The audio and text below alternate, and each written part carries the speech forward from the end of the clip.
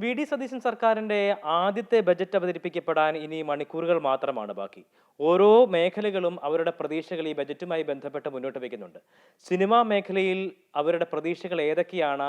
ഏതെല്ലാം വിധത്തിലുള്ള സഹായങ്ങളാണ് സർക്കാരിന്റെ ഭാഗത്തു നിന്നും, പരിഗണനകളാണ് സർക്കാരിന്റെ ഭാഗത്തു നിന്നും ഉണ്ടാകുന്നത് എന്ന് സിനിമാ മേഖലയിൽ നിന്നും ഫിലിം ചേംബറിന്റെ പ്രസിഡന്റ് അനിൽ വി തോമസ് നമ്മോട് പ്രതികരിക്കുകയാണ്. ഒരു 10 വർഷത്തിന് ശേഷം വീണ്ടും ഒരു മുന്നണി അധികാരത്തിലേക്ക് വരുന്നു. അവരുടെ ആദ്യത്തെ ബജറ്റ് വരാൻ പോകുന്നു. ഇനി മണിക്കൂറുകൾ മാത്രമേ ഉള്ളൂ. അപ്പോൾ സിനിമാ മേഖല ശരിക്കും എല്ലാവരും വലിയ പ്രതീക്ഷയോട് കൂടി, അല്ലെങ്കിൽ സിനിമാ മേഖലയിലുള്ളവരും വലിയ പ്രതീക്ഷയോട് കൂടി തന്നെ കാണുന്ന നമ്മുടെ സാമ്പത്തിക സംവിധാനത്തിൻ്റെയൊക്കെ വലിയൊരു ഒരു സോഴ്സായി തന്നെ നിൽക്കുന്ന ഒരു സംവിധാനം കൂടിയാണ് സിനിമ എന്ന് പറയുന്നത്. അപ്പോൾ ആ മേഖല വളരെ പ്രധാനപ്പെട്ട ഒരു കാര്യം കൂടിയാണ്. സിനിമാ മേഖല എന്തെല്ലാം തരത്തിലുള്ള പ്രതീക്ഷകളാണ് ഈ ഒരു ബജറ്റ് വരുമ്പോൾ മുന്നോട്ട് വയ്ക്കുന്നത്? LDF സർക്കാരിൻ്റെ കാലത്ത് നിന്നുള്ള കണ്ടിന്യൂറ്റി അല്ല, പുതിയ സർക്കാരിൻ്റെ ഒരു നയത്തിനെ ബേസ് ചെയ്തിട്ടുള്ളതാവും. അപ്പോൾ നമ്മൾ ഫിലിം ഇൻഡസ്ട്രി എന്നുള്ള നിലയിൽ ഏറ്റവും കൂടുതൽ പ്രതീക്ഷ വെക്കുന്നത് എൻ്റർടൈൻമെൻറ്റ് ടാക്സ് എന്ന് പറയുന്ന ഒരു ഡബിൾ ടാക്സേഷൻ ഉണ്ട്. അത് ഫൈനാൻസുമായിട്ട് ബന്ധപ്പെട്ടിട്ടുള്ള കാര്യമാണ്. അത് റദ്ദ് ചെയ്ത് സിനിമയ്ക്ക് ആശ്വാസമാകുന്ന ഒരു നടപടി സ്വീകരിക്കുമെന്ന് തന്നെയാണ്. ബട്ട് ഓഫ് കോഴ്സ് സിനിമാ മന്ത്രി അധികാരമേറ്റ ഉടനെ സിനിമാ മേഖലയെ എല്ലാവരെയും വിളിച്ച് ചർച്ച ചെയ്ത് നമ്മുടെ വിവിധ ഇഷ്യൂകൾ കേൾക്കുകയും അദ്ദേഹം അടുത്ത 5 വർഷത്തേക്ക് ലേ ഡൗൺ ചെയ്യേണ്ട കാര്യങ്ങളിലേക്ക് ആണെന്നാണ് അന്ന് തന്നെ പറഞ്ഞത്. അപ്പോൾ ഇമ്മീഡിയറ്റ് ആയിട്ട് പല കാര്യങ്ങളും ചെയ്യാൻ പറ്റത്തില്ല, എന്തെങ്കിലും ചെയ്യാൻ പറ്റുന്ന കാര്യങ്ങൾ ചെയ്യാം എന്നുള്ളത് പറഞ്ഞിട്ടുണ്ട്. ഇപ്പോൾ പൈറസിയെ സംബന്ധിച്ച് ട്രിവാൻഡ്രത്ത് മാത്രമേ യൂണിറ്റ് ഉള്ളൂ. അത് കാലിക്കറ്റും കൊച്ചിയിലും കൂടെ 2 യൂണിറ്റ് കൂടെ സ്ഥാപിക്കണമെന്നുള്ള ഒരു ആവശ്യം പറഞ്ഞിട്ടുണ്ട്. പൈറസി ഒരു വലിയൊരു മെനസായിട്ട് മാറിക്കൊണ്ടിരിക്കുകയാണ്. അപ്പോൾ അത് അനുഭവപൂർവ്വം പരിഗണിക്കുക എന്നുള്ള ലെവലിൽ പറഞ്ഞിട്ടുണ്ട്. ഇപ്പോൾ പ്രത്യേകിച്ച് എൻ്റർടൈൻമെൻറ്റ് ടാക്സിൻ്റെ കാര്യത്തിൽ ഇതിൻ്റെ ഇടയിൽ ബഹുമാനപ്പെട്ട മുഖ്യമന്ത്രിയെ ഞാൻ പേഴ്സണലി കാണുകയും ഈ വിഷയങ്ങൾ സംസാരിക്കുകയും ചെയ്തത് അദ്ദേഹം. അപ്പം വളരെ ഒരു ഷോർട്ട് ടൈമിലാണ്. അപ്പം അദ്ദേഹം പറഞ്ഞത് ബഡ്ജറ്റിന് ശേഷം ഇരിക്കാം എന്നുള്ളതാണ് അദ്ദേഹം പറഞ്ഞിരിക്കുന്നത്. അപ്പം ബഡ്ജറ്റിൽ സ്വാഭാവികമായിട്ട് കൂടുതൽ പോളിസിപരമായിട്ടുള്ള കാര്യങ്ങൾ, വലിയ വലിയ കാര്യങ്ങൾ ഒരുപാട് സിനിമാ മേഖലയിലെ ഇൻ്റർനാഷണൽ ഫിലിം ഫെസ്റ്റിവലുമായിട്ട് ബന്ധപ്പെട്ടിട്ട് അതിൽ ചർച്ച ചെയ്തിട്ട് ഒരു സ്ഥിരം വേദി എന്നുള്ളത് കഴിഞ്ഞ 10-28 വർഷമായിട്ട് കേൾക്കുന്ന ഒരു കാര്യമാണ്. ട്രിവാൻഡ്രത്ത് ഫെസ്റ്റിവൽ നടക്കുമ്പോഴത്തേനും അപ്പോൾ അത്തരത്തിലുള്ള കാര്യങ്ങൾ ബഡ്ജറ്ററി അലൊക്കേഷൻസ് ഉണ്ടാവുമോ? പിന്നെ സിനിമയുടെ സബ്സിഡി ബാക്കി എല്ലാ സംസ്ഥാനങ്ങളും തട്ടിച്ച് നോക്കിക്കഴിഞ്ഞാൽ കേരള സംസ്ഥാനത്താണ് 5 ലക്ഷം രൂപ കഴിഞ്ഞ 10-20 വർഷമായിട്ട് 5 ലക്ഷം രൂപയാണ് അത് ചിത്രാഞ്ജലിയുടെ ഫെസിലിറ്റി യൂസ് ചെയ്യുന്നത് സിനിമകൾക്ക്. അപ്പം അതിൻ്റെ ഒരു വർധനവ് എന്നുള്ള ലെവലിൽ കഴിഞ്ഞ സർക്കാരിൻ്റെ കാലത്ത് പറഞ്ഞിട്ടുണ്ട്. അവരുടെ ഒരു റെക്കമെൻഡേഷൻ 10 lakhs എന്നുള്ള ലെവലിലാണ്. പക്ഷേ ഓഫ് കോഴ്സ് കൂടുതൽ അക്കാഡമിക് ഇൻഡിപെൻഡൻറ്റ് സിനിമകളെ പ്രോത്സാഹിപ്പിക്കുന്ന രീതിയിൽ കൂടുതൽ ഫിലിം ഫെസ്റ്റിവലുകളിലേക്കൊക്കെ പ്ലേസ് ചെയ്യപ്പെടുന്ന സിനിമകൾക്ക് എന്തെങ്കിലും കൂടുതൽ പേർക്സ് അല്ലെങ്കിൽ ഇൻസെൻറ്റീവ്സ് കിട്ടുന്ന കാര്യങ്ങൾ ഇതെല്ലാം ബഡ്ജറ്റിലുണ്ടാവുമോ എന്നുള്ളത് ഇപ്പോഴും അറിയത്തില്ല. കാരണം ബഡ്ജറ്റ് ഞാൻ നേരത്തെ പറഞ്ഞ പോലെ ഈ ഒരു 30 ഡേയ്സിനകത്ത് പ്രിപ്പയർ ചെയ്തിട്ട് കഴിഞ്ഞ ബഡ്ജറ്റ് ഈ 2026-27 ബഡ്ജറ്റ് ഓൾറെഡി പ്രസൻറ്റഡ് ആണ്. അപ്പോൾ അതിനകത്ത് ഉള്ള ആഡ് ഓൺസ് ആയിരിക്കും വരുന്നത്. തീർച്ചയായിട്ടും ഈ സർക്കാർ നമ്മളോട് പറഞ്ഞതും നമ്മൾ പ്രതീക്ഷ വെക്കുന്നതായിട്ടുള്ള കാര്യം ഇൻഡസ്ട്രി വളരെ കാലമായിട്ട് ആവശ്യപ്പെട്ടു. പിന്നെ വേറൊരു വലിയൊരു ആവശ്യമാണ് ഈ ഇൻഡസ്ട്രി സ്റ്റാറ്റസ് എന്നുള്ളത്. സിനിമാ വ്യവസായം എന്ന് പറയുമ്പോൾ വ്യവസായമായിട്ട് അംഗീകരിച്ചിട്ടില്ല. വ്യവസായമായിട്ട് അംഗീകരിക്കുമ്പോൾ പ്രൊഡക്ഷൻ സെക്ടറിലായാലും തിയേറ്ററുകളിലായാലും ലോൺസിൻ്റെ ഉൾപ്പെടെയുള്ള കാര്യങ്ങളിൽ വ്യവസായമായിട്ട് അംഗീകരിച്ചാൽ അത്തരത്തിലുള്ള കൂടുതൽ ആനുകൂല്യങ്ങൾ ലഭിക്കാൻ ചാൻസ് ഉണ്ട്. പിന്നെ ഇലക്ട്രിസിറ്റി താരിഫ് എന്ന ഈ മേഖല സിനിമാ തിയേറ്ററുകൾക്ക് ഫിക്സഡ് ചാർജ് എന്നൊരു സമ്പ്രദായവും പിന്നീട് ഈ പീക്ക് അവേഴ്സിൽ, അതായത് മെയിനായിട്ട് ഷോസ് നടക്കുന്നത് 6 to 12 o'clock ആണ്. ഈ അവേഴ്സിൽ ഒരു താരിഫിൽ ഒരു ഇളവ് വരുത്തി കിട്ടിക്കഴിഞ്ഞാൽ തന്നെ വലിയൊരു ആശ്വാസമാവും. ഇത്തരത്തിലുള്ള ഒട്ടനവധി ആവശ്യങ്ങൾ സിനിമ ഇൻഡസ്ട്രിയെ സംബന്ധിച്ച് പറഞ്ഞിട്ടുണ്ട്. കഴിഞ്ഞ സർക്കാരിന്റെ അവസാന ബജറ്റിൽ വലിയ രീതിയിലുള്ള പ്രഖ്യാപനങ്ങളൊക്കെ നമ്മൾ കണ്ടിരുന്നു. ആ ഘട്ടത്തിൽ പറഞ്ഞൊരു പ്രധാനപ്പെട്ട കാര്യം, ഈ ഒരു കാര്യം അതിനകത്ത് മെൻഷൻ ചെയ്ത് വന്നിട്ടുണ്ടെന്നാണ് ഞാൻ മനസ്സിലാക്കുന്നത്. സിനിമയെ ഒരു വ്യവസായമായിട്ട് തന്നെ അംഗീകരിക്കുന്നത്. പക്ഷേ അപ്പോൾ ആ പ്രഖ്യാപനം ഇതുവരെയും നടപ്പിലായിട്ടില്ല, അല്ലെങ്കിൽ ആ രീതിക്കുള്ള നടപടികളൊന്നും വന്നിട്ടില്ല എന്നാണ്. തീർച്ചയായിട്ടും അത്തരത്തിലുള്ള ഒരു നടപടി വന്നില്ല. കാരണം സിനിമയെ വ്യവസായമായിട്ട് കുറേ വർഷങ്ങളായിട്ട് പറയുന്നുണ്ട്, സിനിമയെ ഒരു വ്യവസായമായിട്ട് അംഗീകരിക്കും. അപ്പോൾ വ്യവസായം എന്നുള്ള ലെവലിൽ ഒരു സിക്ക് ഇൻഡസ്ട്രി ആണെങ്കിൽ അത് സിക്ക് ആണെന്ന് കൺസിഡർ ചെയ്യണമെങ്കിൽ അത് വ്യവസായമായിട്ട് കൺസിഡർ ചെയ്താൽ അത്തരത്തിലുള്ള ഇളവുകൾ കൊടുക്കാൻ പറ്റുള്ളൂ. അപ്പം സ്വാഭാവികമായിട്ടും സിനിമയ്ക്ക് ഒരു ടോട്ടാലിറ്റിയിൽ ഒരു ഇൻഡസ്ട്രി എന്നുള്ള ലെവലിൽ കൺസിഡർ ചെയ്തിട്ട് സിനിമയെ വ്യവസായമായിട്ട് പ്രഖ്യാപിച്ച് അതിന് തരേണ്ട ഇൻസെൻറ്റീവ്സ് ഈ പ്രൊഡക്ഷൻ, ഡിസ്ട്രിബ്യൂഷൻ, എക്സിബിഷൻ സെക്ടറിൽ വിഭിന്നമായ ഓരോരോ പ്രശ്നങ്ങളുണ്ട്. ഇതെല്ലാം കൂടെ ഉൾക്കൊണ്ടുകൊണ്ട് ഒരു വ്യവസായമാണെങ്കിൽ അതിനെ അഡ്രസ്സ് ചെയ്യപ്പെടുന്ന ഒരു ഫോറം ഉണ്ടെങ്കിൽ തീർച്ചയായിട്ടും അത് ഗുണകരമായിട്ട് മാറും. സിനിമാ മേഖലയുമായി ബന്ധപ്പെട്ട പ്രശ്നങ്ങൾ അതൊക്കെയും ചർച്ച ചെയ്യപ്പെടും. ചിലപ്പോൾ നമ്മളിവിടെ ഫിലിം ഫെസ്റ്റിവൽ നടക്കുന്ന ഒരു സമയത്തായിരിക്കും, അല്ലെങ്കിൽ ഏതെങ്കിലും തരത്തിൽ ഇഷ്യൂ ഇതുമായി ബന്ധപ്പെട്ട് വരുന്ന, അല്ലെങ്കിൽ ഏതെങ്കിലും തരത്തിൽ വിവാദങ്ങൾ ഉണ്ടാകുന്ന സമയത്താണ്. പക്ഷേ ഏറ്റവും ഒരു സജീവമായി നിൽക്കുന്ന ഒരു മേഖല, ആ മേഖലയ്ക്ക് കൃത്യമായ രീതിയിലുള്ള ഒരു ശ്രദ്ധ പലപ്പോഴും കിട്ടുന്നില്ല എന്നുള്ള ഒരു വിമർശനമുണ്ട്. എൻ്റർടൈൻമെൻറ്റ് ഇൻഡസ്ട്രി, പ്രത്യേകിച്ച് സിനിമാ മേഖല എന്ന് പറയുന്നത്, സിനിമാ മേഖല ഒരു റോങ് സൈഡിലെ കാര്യങ്ങൾക്ക് എപ്പോഴും ന്യൂസിൽ വരുന്നു എന്നുള്ളത്. എന്തെങ്കിലും ചെറിയ കാര്യങ്ങൾ അത് ബ്ലോൺ ഔട്ട് ഓഫ് പ്രൊപ്പോർഷനായിട്ട് വന്നിട്ട് അത് വിവാദമാകുന്നു എന്നുള്ളത്. പക്ഷേ ഇൻഡസ്ട്രി ആസ് സച്ച് ഫേസ് ചെയ്യുന്ന കാര്യങ്ങൾ അത് വേണ്ട രീതിയിൽ സർക്കാർ തലത്തിൽ അഡ്രസ്സ് ചെയ്യപ്പെട്ടിട്ടില്ല. ഞാൻ മുമ്പേ പറഞ്ഞ സബ്സിഡിയുടെ കാര്യം, സബ്സിഡി കാലാനുസൃതമായി വർദ്ധിപ്പിക്കണം. കാരണം യു പിയിലായാലും ഈവൻ ജമ്മു കാശ്മീരിലായാലും മഹാരാഷ്ട്രയിലായാലും 40 ലക്ഷവും ഈ 1 കോടി രൂപ വരെ ഇൻസെൻറ്റീവ് കൊടുക്കുന്ന സംസ്ഥാനങ്ങളുണ്ട്. അത് ഒരു ടോട്ടൽ ഫിലിം പോളിസി, കഴിഞ്ഞ സർക്കാർ ഒരു ഫിലിം പോളിസിയുടെ ഒരു രൂപരേഖ പുറത്തിറക്കി. അതൊരു ഫിലിം പോളിസി എന്ന് വിളിക്കാൻ പറ്റില്ല, ചില സജഷൻസ് വെച്ചുകൊണ്ടുള്ളത്. അതിൽ നിന്ന് ഉൾക്കൊണ്ടുകൊണ്ട് ഈ സർക്കാർ കൂടുതൽ ഫലപ്രദമായ രീതിയിൽ ഒരു പോളിസി തന്നെ ഇംപ്ലിമെൻ്റ് ചെയ്ത് കഴിഞ്ഞാൽ സിനിമയ്ക്ക് ഗുണകരമായിട്ട് മാറും. ഈ ഡബിൾ ടാക്സിനെ കുറിച്ച് പറഞ്ഞല്ലോ. ഡബിൾ ടാക്സ് ഏത് വിധേനയാണ് ഈ സിനിമാ മേഖലയെ പ്രതികൂലമായി ബാധിക്കുന്നത് എന്നൊന്ന് വിശദീകരിക്കാമോ? GST 2017 വന്നപ്പോൾ വൺ നേഷൻ വൺ ടാക്സ് എന്ന് പറഞ്ഞൊരു പോളിസിയാണ് വന്നത്. അപ്പം എല്ലാ ടാക്സുകളും സബ്സ്യൂം ചെയ്യപ്പെട്ടു, GSTയിലേക്ക് സബ്സ്യൂം ചെയ്യപ്പെട്ടു, except entertainment tax. Entertainment tax when levied by the local self governments എന്നാണ് ഭരണഘടനയുടെ 7th ഷെഡ്യൂളിൽ പറയുന്നത്. അപ്പോൾ ആ ഒരു ലൂപ്പ് ഹോൾ വെച്ചിട്ട് ഇപ്പോൾ തമിഴ്നാട്ടിൽ 4% ഉള്ളൂ, ഇവിടെ 8% തദ്ദേശ സ്വയംഭരണ സ്ഥാപനങ്ങൾക്ക്. അപ്പോൾ ആദ്യം ഇത് ഇംപ്ലിമെൻറ്റ് ചെയ്തപ്പം അന്ന് ശ്രീ തോമസ് ഐസക് ആയിരുന്നു ധനകാര്യമന്ത്രി. ഞങ്ങൾ പോയി നമ്മുടെ റെപ്രസെൻറ്റേഷൻ പറഞ്ഞപ്പോൾ അവർ പറഞ്ഞു നിങ്ങളുടെ ആവശ്യം ന്യായമാണ്, അതുകൊണ്ട് അത് നിർത്തലാക്കി. Entertainment tax local bodies levy ചെയ്യുന്നത് വേണ്ട എന്ന് പറഞ്ഞ് ബൈ ഓർഡർ, ഗവൺമെൻറ് ഓർഡർ അത് വേണ്ടാന്ന് വെച്ചിട്ട് ഫോർ എ ബ്രീഫ് പീരീഡ് ഒരു 6-8 മാസം വേണ്ടാന്നുള്ള ലെവലിൽ മുമ്പോട്ട് പോയി കഴിഞ്ഞിട്ട് പൊടുന്നതിനെ ആ സർക്കാർ തന്നെ തിരിച്ചു കൊണ്ടുവരണം. തദ്ദേശ സ്വയംഭരണ സ്ഥാപനങ്ങളുടെ വരുമാനം നഷ്ടപ്പെട്ടു എന്ന് പറയുന്നത്. GST വന്നപ്പോൾ 18% എന്നുള്ളത് 18 + 8%, 26% അപ്പോഴായി.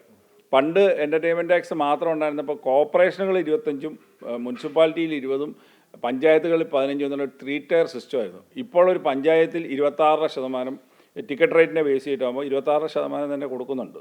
അപ്പം ആ GSTയിൽ നിന്ന് കിട്ടുന്ന വരുമാനമുണ്ടല്ലോ ഒരു 18%, അത് 9% സ്റ്റേറ്റിൻ്റെയാണ്.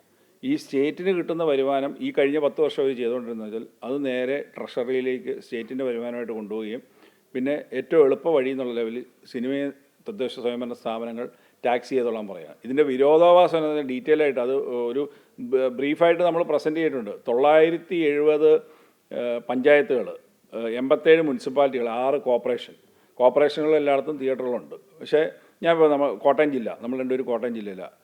വൈക്കം മുനിസിപ്പാലിറ്റിയാണ്, വൈക്കത്ത് തിയേറ്ററില്ല. അവരെങ്ങനെ സർവൈവ് ചെയ്യുന്നു? നേരെ മറിച്ച് ഏറ്റുമാനൂർ അല്ലെങ്കിൽ ഈരാറ്റുപേട്ട മുനിസിപ്പാലിറ്റിയാണ്. ഈരാറ്റുപേട്ടയിൽ ഈരാറ്റുപേട്ട പൂഞ്ഞാർ, എൻ്റെ കോൺസ്റ്റിറ്റ്യൂട്ടിയായ പൂഞ്ഞാറിൽ തന്നെ 10 തദ്ദേശ സ്വയംഭരണ സ്ഥാപനങ്ങളുള്ളിടത്ത് ഈരാറ്റുപേട്ട മുനിസിപ്പാലിറ്റി, തിടനാട്, തീക്കോയി, തലനാട് എന്നൊക്കെ പറഞ്ഞാൽ വിഭിന്നമായ പൂഞ്ഞാർ തെക്കേക്കര എന്ന് പറഞ്ഞാൽ ഇഷ്ടംപോലെ പഞ്ചായത്തുകളുണ്ട്. ഇവിടെ ഈരാറ്റുപേട്ട മുനിസിപ്പാലിറ്റിയിൽ മാത്രമേ തിയേറ്ററുകളുള്ളൂ, ബാക്കി ഒരു തദ്ദേശ സ്വയംഭരണ സ്ഥാപനത്തിന് തിയേറ്ററില്ല. അപ്പോൾ സ്വാഭാവികമായിട്ട് ഇത് സെലക്റ്റീവ് ടാക്സിംഗ് ആയിട്ട് മാറുന്നില്ലേ? ഇത് വളരെ ക്ലിയർ കട്ട് ഒരു ബ്ലാറ്റൻറ്റ് റൂളിൻ്റെ വയലേഷനായിട്ട് വരുന്നത്. കാരണം അൺഫോർച്ചുനേറ്റ്ലി അത് കേന്ദ്ര ഗവൺമെൻറ്റും കൂടെ അത് സൈലൻ്റായിട്ട് നിന്നുകൊണ്ട് ഞങ്ങളത് കേന്ദ്ര ഗവൺമെൻറ്റിലും പറഞ്ഞപ്പോഴത്തേനും അവർ പറഞ്ഞു അതൊരു സ്റ്റേറ്റ് സബ്ജക്റ്റ് ആണെന്ന് പറഞ്ഞു. പക്ഷേ ഭരണഘടനയുടെ 7th ഷെഡ്യൂളിൽ ഇത് ടാക്സ് ചെയ്യാന്നുള്ള ഒരു ലൂപ്പ് ഹോൾ GSTയുടെ സമയത്ത് ഇട്ടിട്ട് അത് സ്റ്റേറ്റുകൾക്ക് ടാക്സ് ചെയ്യാനായിട്ടുള്ള സൗകര്യം ഉണ്ടാക്കി കൊടുത്തപ്പോഴത്തേനും അൺഫോർച്ചുനേറ്റ്ലി ചില സ്റ്റേറ്റുകൾ അത് ചെയ്തു പോരുന്നു എന്നുള്ളൊരു വലിയൊരു ഒരു വിപത്താണ് ഇപ്പോൾ ഇവിടെ നിൽക്കുന്നത്. അത് ആ പോർഷൻ ഇത് ചെയ്ത് കഴിഞ്ഞാൽ വലിയൊരു റിലീഫാണ് ഇൻഡസ്ട്രിക്ക് കിട്ടാൻ പോകുന്നത്. ഒരു പ്രൊഡ്യൂസറെ സംബന്ധിച്ചിടത്തോളം അദ്ദേഹം ഒരു 100 രൂപ മുടക്കുമ്പം സ്ട്രേറ്റ് അവേ ആ 100 രൂപ കിട്ടുന്നില്ല, അപ്പം തന്നെ 30 രൂപ ടാക്സ് ഇനത്തിൽ ഡിഡക്റ്റഡാണ്. പിന്നെ അത് കഴിഞ്ഞിട്ട് ആ പ്രോഡക്റ്റ് ലാഭകരമായാൽ ഇൻകം ടാക്സ് എന്നുള്ളത് അനദർ ഒരു 30% കൂടെ വരുന്നുണ്ട്. അപ്പോൾ ടാക്സേഷൻ സമ്പ്രദായം വളരെ റിജിഡായിട്ട് നിൽക്കുന്ന ഒരു ഇതിനകത്ത് ഈ ഇൻഡസ്ട്രീസ്, അതുകൊണ്ടാണ് ഇൻഡസ്ട്രി എന്നുള്ള ലെവലിൽ അതിൻ്റെ കൺസിഡറേഷൻ വരുവാണ്.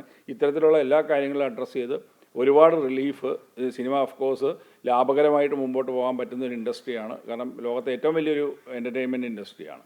അപ്പോൾ ആ സിനിമാ മേഖല മാത്രമായിട്ട് കണ്ടാൽ അപ്പോൾ ആ മേഖലയെ സംരക്ഷിച്ച് നിർത്താനായിട്ട് ഓഫ് കോഴ്സ് സർക്കാരിൻ്റെ സംരക്ഷണം ആവശ്യമുണ്ട്. ഒരു സിനിമ ഇറങ്ങുമ്പോൾ ഒരുപാട് ആളുകൾ അതിൻ്റെ ഇപ്പം ക്യാമറയുടെ മുന്നിലും പുറകിലൊക്കെ ആയിട്ട് നിരവധിയായിട്ട് ഒരുപക്ഷെ ക്യാമറയുടെ പുറകിൽ ഒരുപാട് മനുഷ്യരുടെ അധ്വാനം കൂടി ഉണ്ട്. അപ്പോൾ ഈ എല്ലാവരെയും കൂടി പരിഗണിക്കുക എന്ന് പറയുന്ന ഒരു സംഗതി കൂടി ഉണ്ടല്ലോ. നമ്മളിപ്പോൾ ഈ ലൈറ്റ് ബോയ് ആയിട്ട് നിൽക്കുന്ന ഒരാൾ, അല്ലെങ്കിൽ അത് ഇതിനകത്ത് മറ്റ് ഏറ്റവും താഴെ തട്ട് നിൽക്കുന്ന മനുഷ്യന്മാരൊക്കെ തന്നെയുണ്ട്. അവരൊക്കെയും ഈ രീതിയിൽ സംരക്ഷിക്കപ്പെടണമെങ്കിൽ, അതായത് ഇപ്പോൾ നായകനോ സംവിധായകനോ നിർമ്മാതാവോ ഒക്കെ അവരൊക്കെ ഒരു മെയിൻ സ്ട്രീമിൽ നിൽക്കുന്ന മനുഷ്യർക്കാണെങ്കിൽ വലിയ പ്രശ്നങ്ങൾ ഉണ്ടാകുന്നില്ല. പക്ഷേ ഈ താഴെ നിൽക്കുന്ന ആളുകളെ കൂടി ഈ സാമ്പത്തികമായിട്ട് അവരെ കൂടി മുന്നിലേക്ക് കൊണ്ടുവരുന്നതിന് ഏതെങ്കിലും തരത്തിൽ ക്ഷേമനിധി അല്ലെങ്കിൽ ആ നിലയ്ക്കുള്ള എന്തെങ്കിലും തരത്തിലുള്ള നടപടികൾ അത് സർക്കാരിൻ്റെ ഭാഗത്തുനിന്ന് ഉണ്ടാവേണ്ടത്. ക്ഷേമനിധി 2011 അത് അന്ന് ആദ്യം LDF സർക്കാരിൻ്റെ ഒരു എൻഡിലേക്ക് വരുമ്പോഴാണ് അതിൻ്റെ ഒരു പ്രപ്പോസൽ വന്നത്. അപ്പോൾ ക്ഷേമനിധി സിനിമയിൽ ഓൾ ഇൻക്ലൂസീവായിട്ട് ഇത്തരത്തിൽ ഈ പറഞ്ഞ ലൈറ്റ് യൂണിറ്റ് അല്ലെങ്കിൽ താഴെ പ്രൊഡക്ഷനിൽ വർക്ക് ചെയ്യുന്ന ഉൾപ്പെടെയുള്ള അവർക്ക് അതിൻ്റെ ഒരു ഗുണഭോക്താവ് എന്നുള്ള ലെവലിലാണ് വന്നത്. അതിന് സിനിമ ഇൻഡസ്ട്രി മാത്രമാണ് ഏക വരുമാനം കൊടുക്കുന്നത്. സിനിമ ടിക്കറ്റിൽ നിന്ന് 3 രൂപയാണ്. പക്ഷേ അൺഫോർച്യുനേറ്റ്ലി അവിടെ സംഭവിച്ചതെന്ന് വെച്ചാൽ ഇത് പരിണമിച്ച് വന്നപ്പോഴത്തേനും എൻ്റയർ കൾച്ചറൽ ഡിപ്പാർട്ട്മെൻറ്റിൻ്റെ കീഴിലുള്ള എല്ലാ വിഭാഗങ്ങൾക്കും കൂടെ ഉള്ള ഒരു ഇതായി മാറി, സിനിമയ്ക്ക് മാത്രമായിട്ട്. ഇപ്പോൾ ഈ ചോദിച്ച വളരെ പ്രസക്തമാണ്. സിനിമയിൽ നിന്ന് മാത്രം ഒരു ടിക്കറ്റിങ്ങിൽ നിന്ന് കിട്ടുന്ന വരുമാനത്തിൽ നിന്നും സിനിമയ്ക്കും കൂടെ ഇത്തരത്തിൽ അഡീഷണലായിട്ട് കൊടുക്കാൻ പറ്റുന്ന എന്തെങ്കിലുമൊക്കെ കൂടെ കൊണ്ടുവരുവാണെങ്കിൽ ഏറ്റവും നല്ല കാര്യമാണ്. അപ്പോൾ ഇപ്പം തന്നെ ചികിത്സാ ചെലവ് വർദ്ധിപ്പിക്കുകയും കഴിഞ്ഞ സർക്കാർ പോകുന്നതിന് മുമ്പ് ഇലക്ഷന് തൊട്ട് മുമ്പ് അത് ചെയ്തിരുന്നു. പെൻഷൻ വർദ്ധിപ്പിച്ചു, 5000 രൂപയായി. പിന്നീട് ഈ പറഞ്ഞ പോലെ ചികിത്സാ ചെലവ് അതുപോലെയുള്ള കാര്യങ്ങളിലൊക്കെ വർധനവ് വന്നിട്ടുണ്ട്. പക്ഷേ അതിൽ സിനിമ ടിക്കറ്റിൽ നിന്ന് ഒരു നിർമ്മാതാവ് നിർമ്മിക്കുന്ന സിനിമയിൽ നിന്ന് അവിടെ 3 രൂപ ഏക കോൺട്രിബ്യൂഷനായിട്ട് നിലനിൽക്കുന്നു എന്നുള്ളതാണ്. അപ്പോൾ അത് മതിയോ, കുറച്ചുകൂടെ അത് മതിയോ എന്ന് ചോദിച്ചു കഴിഞ്ഞാൽ അങ്ങനെ കൊടുക്കുന്നതിനകത്ത് സിനിമ ഇൻഡസ്ട്രിക്ക് ബുദ്ധിമുട്ടില്ല. എൻ്റയർ ഈ കൾച്ചറൽ ഫ്രട്ടേണിറ്റിയെ സംരക്ഷിക്കാൻ വേണ്ടി ഒരു ക്ഷേമനിധി സിനിമയിൽ നിന്ന് വരുമാനം കൊടുക്കുന്നു എന്ന് പറഞ്ഞ ഇതാണ്. പക്ഷേ അത്തരത്തിൽ കൊടുക്കുന്ന സിനിമയും കൂടെ സംരക്ഷിച്ച് നിർത്തേണ്ട ബാധ്യത ഒരു സിനിമ വലിയ രീതിയിൽ വിജയിച്ചു, ആ വിജയിച്ച അല്ലെങ്കിൽ കോടി ക്ലബിലൊക്കെ കയറി കഴിഞ്ഞാൽ അത് വലിയ രീതിയിൽ ആഘോഷിക്കപ്പെടുകയും പക്ഷേ പരാജയപ്പെട്ടു പോകുന്ന നിരവധി സിനിമകളുണ്ടല്ലോ. അപ്പോൾ സ്വാഭാവികമായും ആ സിനിമകളെ അല്ലെങ്കിൽ ആ സിനിമകൾക്ക് വേണ്ടി പ്രവർത്തിച്ച ആളുകളെ സംരക്ഷിക്കാനായിട്ട് ഏത് തരത്തിലുള്ള ഇടപെടലാണ് ശരിക്കും പ്രതീക്ഷിക്കുന്നത്? ഒരു ബിസിനസ് എന്നുള്ള ലെവലിൽ ഒരു ആംഗിളിൽ ഒരിക്കലും ഒരു നിർമ്മാതാവ് ഒരു സിനിമ നിർമ്മിച്ചു കഴിഞ്ഞാൽ നഷ്ടം വന്നു കഴിഞ്ഞാൽ അതുകൊണ്ടാണ് പറഞ്ഞത് ഇത്തരത്തിലുള്ള സബ്സിഡികൾ അല്ലെങ്കിൽ ഇൻസെൻറ്റീവ്സ്, ഗ്രാൻസ് എന്നുള്ള ലെവലിൽ ഈവൻ സംരക്ഷിച്ച് നിർത്താൻ വേറെ എക്സാമ്പിൾ പറയാം. ഇവിടെ ഏകജാലക സംവിധാനം വേണമെന്ന് വളരെ കാലമായിട്ട് 2014 ഒരു ഓർഡർ ഇറങ്ങിയിട്ട് അത് ഇതുവരെ അതിൻ്റെ ഇംപ്ലിമെൻറ്റേഷൻ സ്റ്റേജിലേക്ക് വന്നിട്ടില്ല.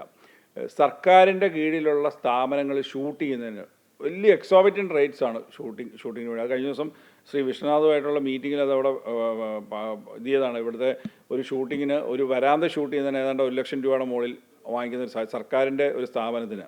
അപ്പം ഒരു ഏകജാലക സംവിധാനം കൊണ്ടുവരികയും സിനിമയെ ഇപ്പോൾ ഈ പറഞ്ഞ പോലെ അതിൻ്റെ ആ ഇൻവെസ്റ്റ്മെൻറ്റിലേക്ക് വരുമ്പോൾ ഇൻവെസ്റ്റ്മെൻറ്റ് അത്തരത്തിലുള്ള കാര്യങ്ങൾക്ക് കുറച്ചുകൂടെ പ്രൊഡ്യൂസർ ഫ്രണ്ട്ലി ആയിട്ടുള്ള ഒരു സമീപനം കൂടെ സർക്കാർ സ്വീകരിക്കുകയാണെങ്കിൽ വളരെ ഹെൽപ്ഫുൾ ആവും. നമ്മളിപ്പോൾ ഇനിയിപ്പോൾ ഒരു ബജറ്റിന് സമയം വളരെ കുറച്ച് സമയം മാത്രമേ ഉള്ളൂ. നമ്മൾ ഏറ്റവും നിർണായകമായിട്ടൊരു ഇടപെടൽ അത് നമ്മൾ വളരെ വേഗം അടിയന്തിരമായിട്ട് ചെയ്യേണ്ട ഒരു കാര്യം സർക്കാരിൻ്റെ ഭാഗത്തുനിന്ന് ഉണ്ടാവണം, അത് ഏതാണെന്ന് ചോദിച്ചാൽ എന്തായിരിക്കും ഒരു മറുപടി?